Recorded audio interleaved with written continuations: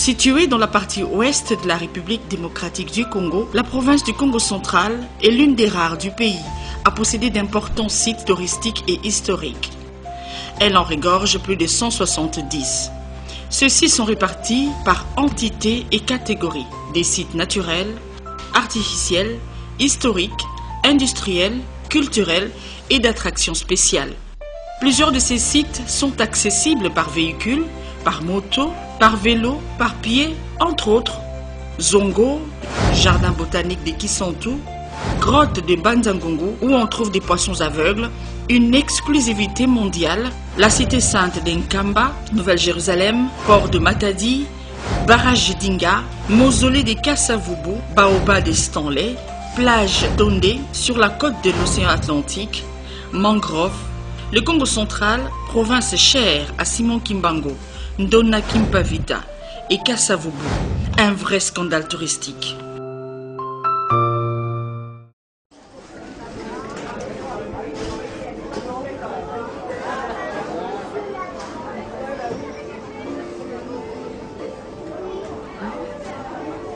La chute des Zongo, située sur la rivière Inkisi, à 56 km de la cité de Kisantu. Ce site touristique de 16 hectares regorge en son sein plusieurs potentiels naturels et artificiels.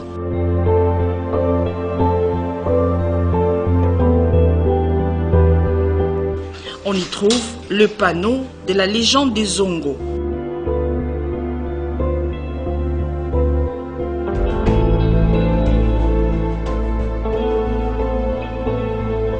La grotte où le prophète Simon Kimbangu s'est reposé et faisait ses prières.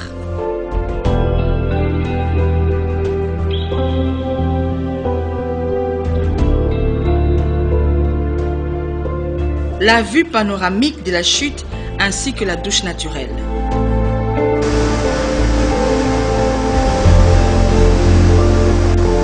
La hauteur de cette chute est de 65 mètres. Découverte depuis l'époque coloniale, les chutes de Nzongo tirent ce nom du mot Nzongo, qui veut dire « huit explosifs » en King-Congo, ainsi que du nom ancestral de la rivière Nzadi Malao, qui se traduit littéralement par « rivière du bonheur », devenue Inkisi.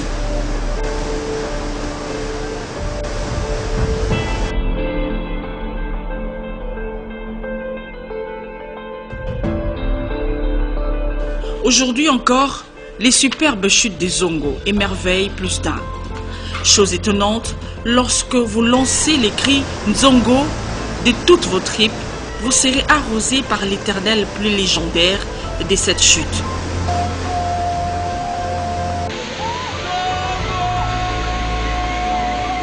Les visiteurs qui y vont ont la possibilité d'y passer autant de jours.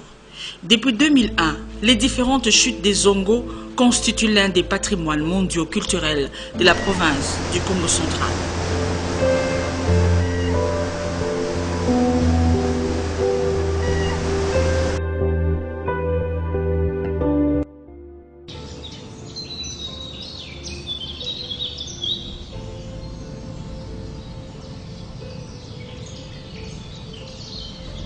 Le jardin botanique de Kisantu, situé à 120 km au sud de la capitale congolaise.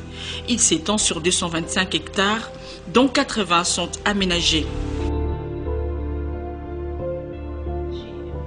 Créé en 1900 par le frère jésuite Justin Gillet et réhabilité grâce au concours de l'Union européenne et du Jardin botanique national de la Belgique entre 2004 et 2008.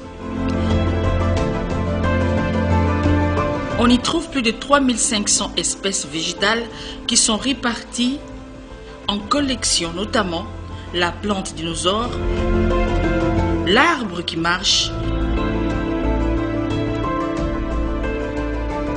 l'arbre des floraisons.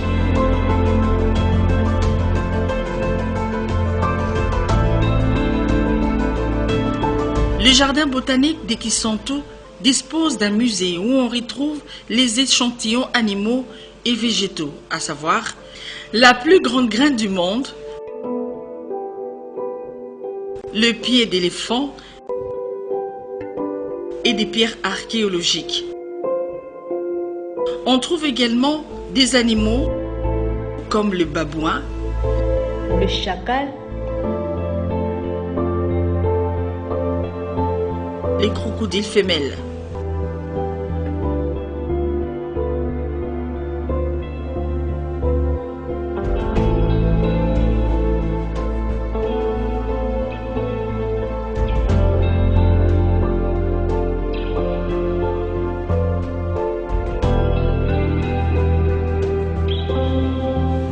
La cathédrale de Kisonto. Elle est la plus grande cathédrale du pays. Notre-Dame des Sept Douleurs fait partie du diocèse de Kisonto, qui est une circonscription ecclésiastique de l'Église catholique en RDC.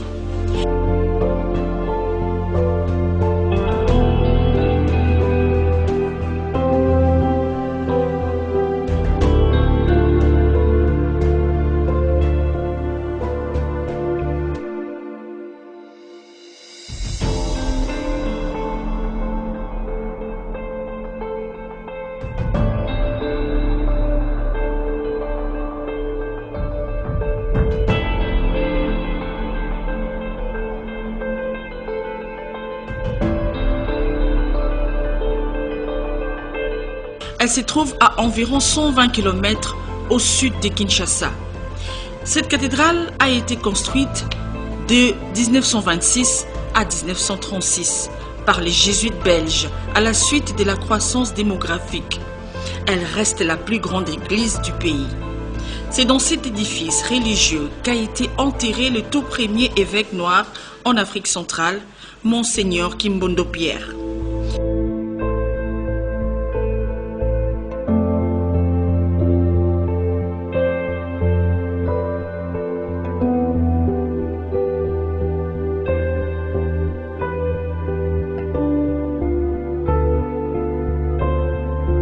Kisonto, touristiquement riche, offre d'autres espaces pittoresques, à l'instar d'Mbola Lodge.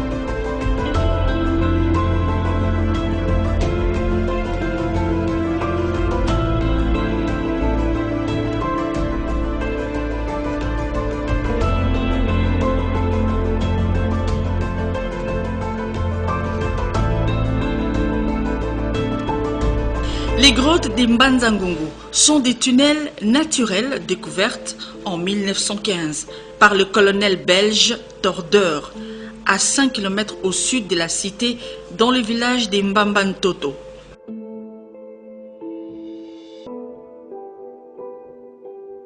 De toutes ces grottes existantes dans cette cité, seules 3 d'entre elles, à savoir la grotte Lukafu, Finzoloa, Ndombolozi, Udimba et Ngovo, ont été valorisées pour protéger un spécimen rare et unique au monde, les poissons aveugles.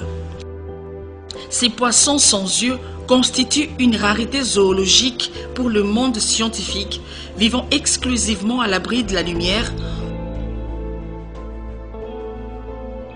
On les trouve uniquement en RDC, plus précisément dans la province du Congo central. À 150 mètres de l'entrée de la grotte des Dimba, à gauche, se trouve une tribune de 6 mètres sur 4, aménagée pendant la colonisation. Il y a également des dépôts de guano, des chauves-souris d'espèces vampires, utilisés comme fumier pour fertiliser le sol des jardins et cultures maraîchères. Ces grottes des Mbanzangungu sont des lieux incontournables pour les passionnés du tourisme et le goût de l'aventure.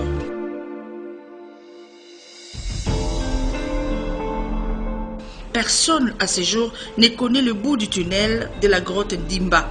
l'une des 3 grottes les plus importantes des Mbanza-Ngongo.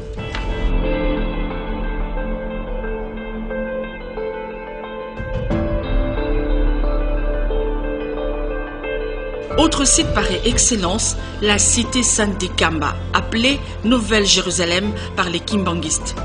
On y trouve un temple d'une capacité d'accueil de 37 000 places, construit en 1976 et inauguré en 1981. Hormis les temples dans la cité d'Nkamba, s'y trouvent entre autres les mausolées de Simon Kimbangu, de son épouse, de ses 3 fils, le lieu de la première guérison miraculeuse opérée par le prophète. La fissure naturelle reprenant la carte d'Afrique, au-delà de la religion, Kamba est devenu un site touristique suite aux pèlerins et touristes du monde entier qui y vont.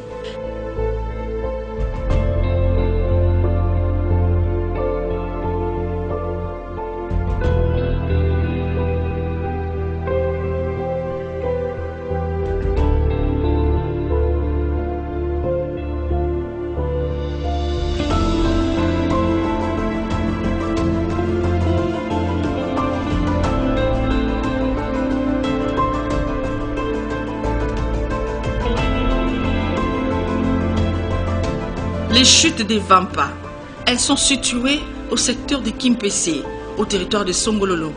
Elles existent depuis l'aube de l'humanité, mais ce n'est qu'en 1908 qu'elles furent valorisées par les missionnaires. Le bassin a une profondeur de 12 mètres.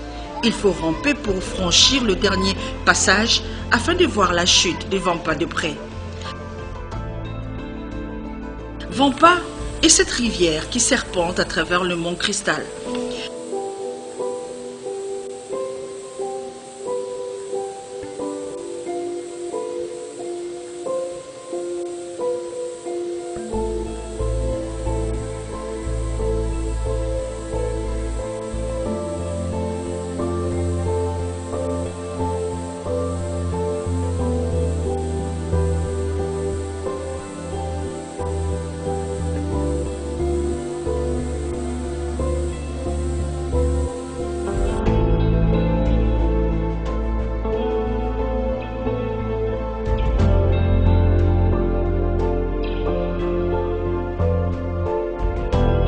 Les chutes de Landour sur la rivière Kwilu sont situées à 100 mètres du village Kwilungar, non loin de la route nationale numéro 1.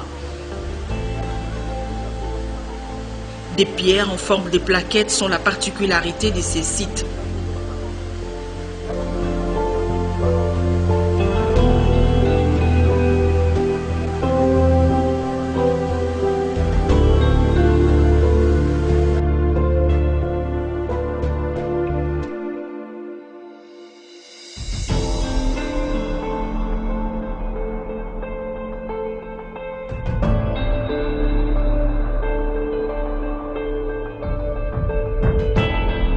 Au site Belvédère, l'on découvre l'histoire de la ville de Matadi.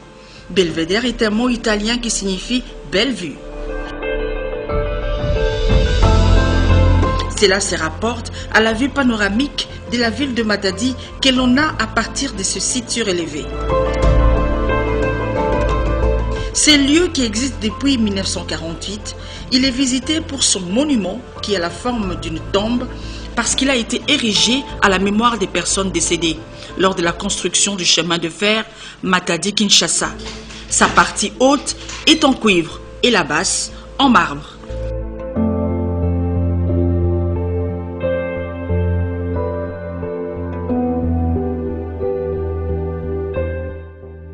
Haut de 800 mètres, le mont Kinzao, autrefois appelé Pic-Combier, le nom du nom de l'explorateur Ernest Français Combier, est situé à l'est de la ville de Matadi. Pic signifie le sommet. Ce lieu donnant une vue panoramique sur la ville de Matadi draine des touristes. Des croyants s'y rendent aussi pour prier. Le monument du porteur figure parmi les sites touristiques de la ville de Matadi, situé à l'entrée de la ville. Ce monument est une œuvre d'art datant de l'époque coloniale, érigée en pozo. Il rappelle les souffrances endurées par les ouvriers pendant la construction de la voie ferrée reliant le port de Matadi à Kinshasa.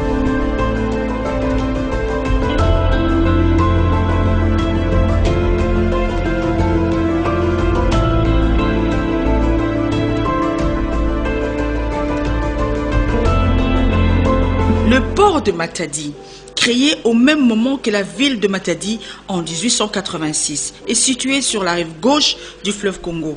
Ce port a 10 postes de quai d'une capacité de manutention de 2 500 000 tonnes par an et un stockage de 3 500 conteneurs de 20 pieds. À côté du port de Matadi se trouve un autre, Matadi Gateway Terminal, MGT en sigle, avec une capacité de manutention et conteneurs de 175 000 EVP par an. Le pont Maréchal Mobutu sur le fleuve Congo à Matadi. Ce pont relie la route Matadi et le territoire de Sekebanza. Long de 722 mètres, le pont Maréchal était inauguré en 1983. Situé sur un axe routier stratégique, ce pont attire régulièrement des touristes. Les technologies des pointes mises en œuvre lors de sa construction ont fait de cet ouvrage une référence en matière d'infrastructure.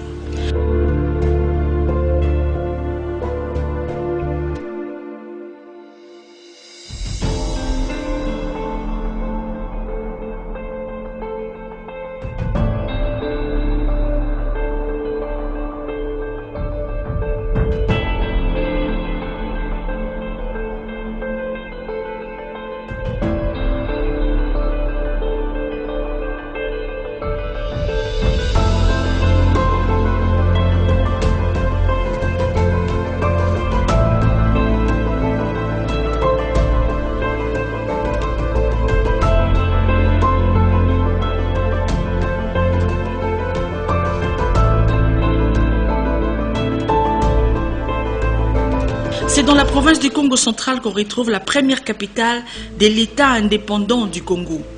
Vivi était l'épicentre de l'occupation du pays. Elle est fondée en septembre 1879 par Henry Morton Stanley. Située dans le territoire de Sekebanza, Vivi est en fait un groupement de 5 villages, à savoir Banza Vivi, Yalala, Sombo, Tombo, Lufundi 1 et 2. Et c'est dans ces groupements, en face de Matadi, qu'a été construite le chalet où habitait Stanley. Malheureusement, cette maison a été détruite par le feu de brousse en 1981.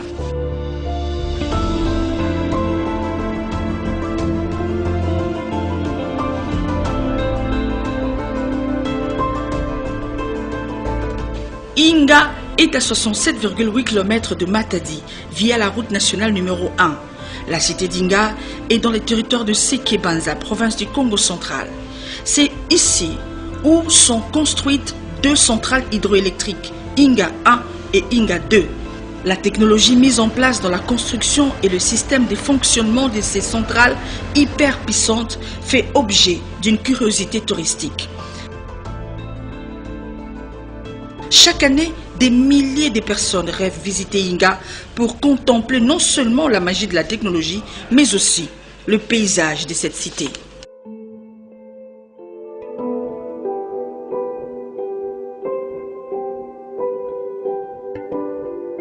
Singini, au bas fleuve, situé à 17 km de la cité de Tchela, dans le Mayombe, précisément dans le village Lunkamba Bemba. Le mausolée de Joseph Kasavubu, premier président de la RDC, à la forme d'une pyramide, est bâti sur près de 400 mètres carrés. À son entrée, se dresse une espèce de coquille d'escargot percée par une épée. Au niveau de la surface, le mausolée prend la hauteur avant de s'incliner vers la cave où repose pour l'éternité feu président Joseph Kasavubu. Animés du patriotisme, bien des personnes visitent chaque année ces mausolées.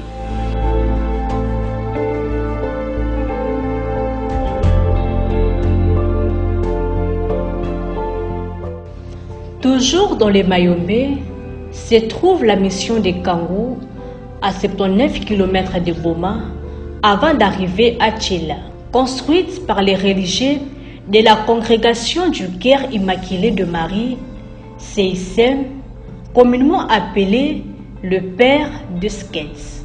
Avec un beau paysage, Kangu est le premier endroit où à l'époque coloniale ces missionnaires catholiques se sont installés en 1899.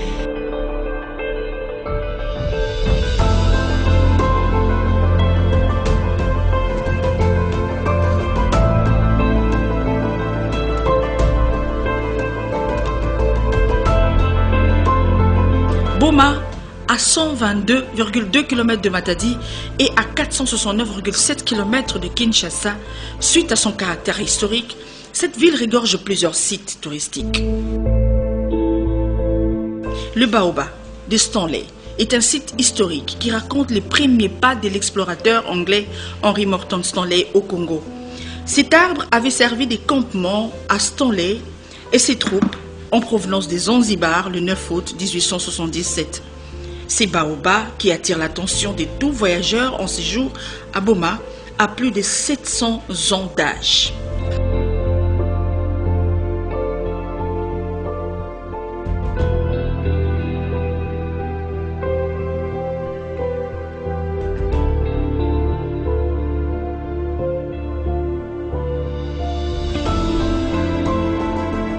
En dehors de ces sites, la ville de Boma a d'autres, notamment les 2 premières voitures qui sont arrivées en Afrique centrale.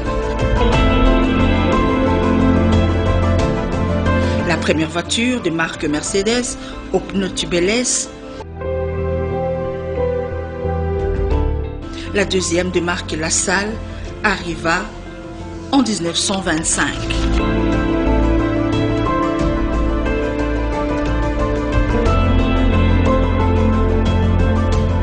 Le cimetière des pionniers où ont été mis en terre les cadres administratifs et quelques religieux de l'époque coloniale.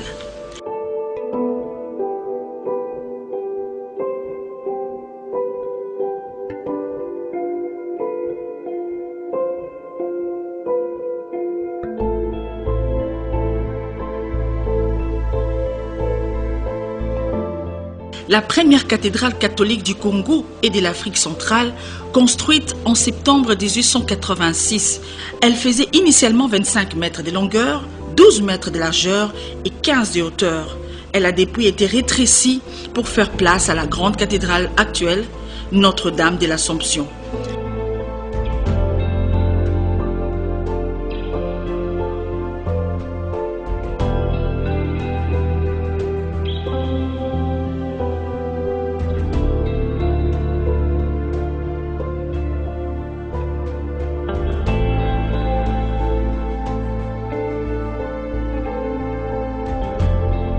La résidence des premiers gouverneurs arrivés au Congo a une superficie de 3 hectares, construite en matériel durable et située en face du bâtiment administratif de la mairie de Boma.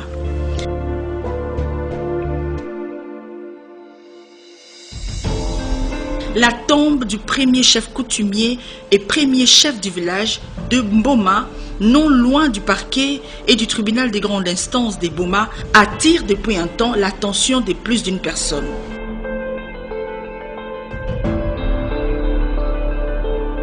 La clinique Croix-Rouge, qui constitue un patrimoine culturel du pays, lieu où est décédé le premier président de la République démocratique du Congo, Joseph Kasavubu, le 24 mars 1969. À côté du grand bâtiment de la clinique s'y trouve le bâtiment qui servait de salle de mort. Et c'est dans cette salle que le corps de Kasavubu fut arrangé avant sa mise en bière. Aujourd'hui, la chambre où il était décédé fait objet d'attention et de curiosité.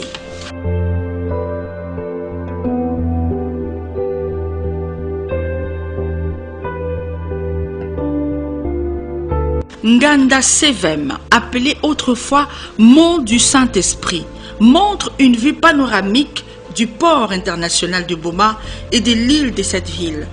C'est à cet endroit que le premier missionnaire au Congo, les Spiritains, s'installèrent pour la première fois.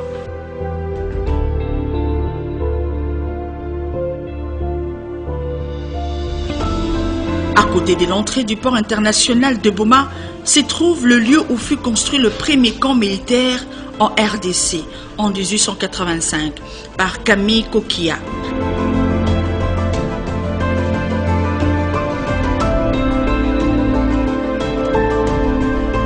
Après Boma, sur la route de Mwanda, se trouve le grand élevage de Boma. La société se concentre sur la production de la viande et de l'huile de palme. Sa particularité, captivant l'attention de plusieurs touristes, est l'élevage des buffles aquatiques et domestiques et des chevaux, comptés parmi une diversité de bétail qu'on y trouve.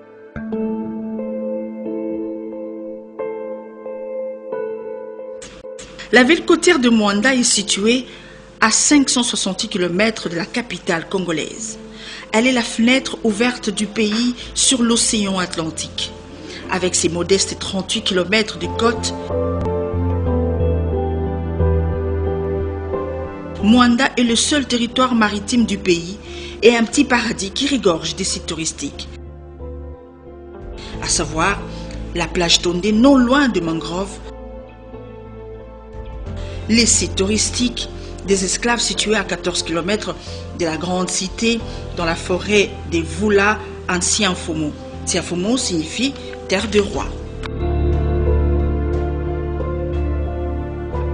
Le marché des esclaves à Mwanda village, l'écloserie des tortues maritimes sur l'autre rive du fleuve.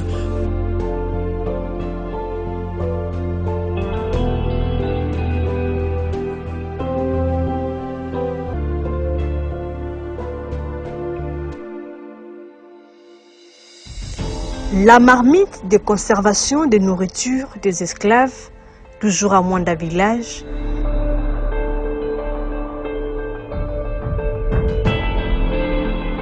La première école primaire en Afrique centrale, Saint-Louis, construite en 1889 à Mwandaville. La pointe des bananas, où se trouve l'embouchure du fleuve Congo, découverte par Diego Cao en 1482. Elle est située à 5 mètres de Mbulambemba vers Soyo. On trouve sur la rive un pilier de pierre pour marquer la découverte de Diego Cao. Les mangroves, encore un autre scandale touristique à Mwanda. Elles font partie de l'écosystème des marais maritimes. Les mangroves procurent des bénéfices aux populations en matière de sécurité alimentaire, des protections des côtes contre l'assaut des vagues et le stockage des carbones. Les mangroves favorisent aussi la reproduction des poissons. La forêt des mangroves de Mwanda, un vrai parc marin. Sa superficie est de 768 km² située à proximité de localités des Bananas.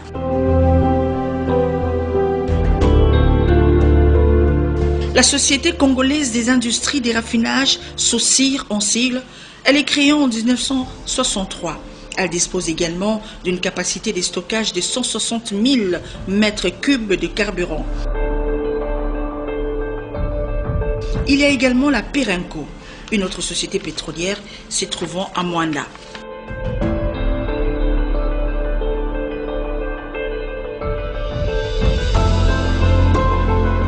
La province du Congo central, en République démocratique du Congo, offre d'innombrables potentiels touristiques sur plusieurs plans.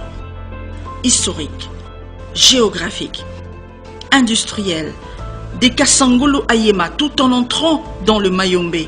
L'on rencontre bien des sites qui émerveillent des touristes. Nombreux d'entre eux n'ont pas été repris dans ces films. Le Congo central, un vrai scandale touristique. Ce documentaire vous est réalisé sous le haut patronage du gouverneur du Congo central Grace Kwangamaswangi Bilolo à travers le ministère provincial du tourisme chapeauté par Jean-Cornélis Mbelou Vela.